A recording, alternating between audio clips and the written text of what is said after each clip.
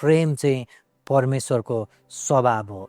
जब हामी प्रेम गर्दछौँ हामी परमेश्वर जस्तै आज हामी हुँदछौँ। हामी प्रेम गर्ने जीवनले नि आज हामी हाम्रो ठाउँमा, आज हाम्रो समाजमा, हाम्रो देशमा आज हामी प्रभाव पार्न सक्छौँ। त हामी बाउआमाले हाम्रो छोराछोरीलाई प्रेम गर्दै गर्दा त्यसले ठुलो प्रभाव आज हाम्रो परिवारमा हामी ल्याउन सक्छौँ। मदर टेरेजाले भनेको भनाइ फेरि म ल्याउन चाहन्छु, यदि हामी संसार परिवर्तन गर्न चाहन्छौँ भने हामी घरमा गएर हाम्रो परिवारलाई प्रेम गर्न आवश्यक छ।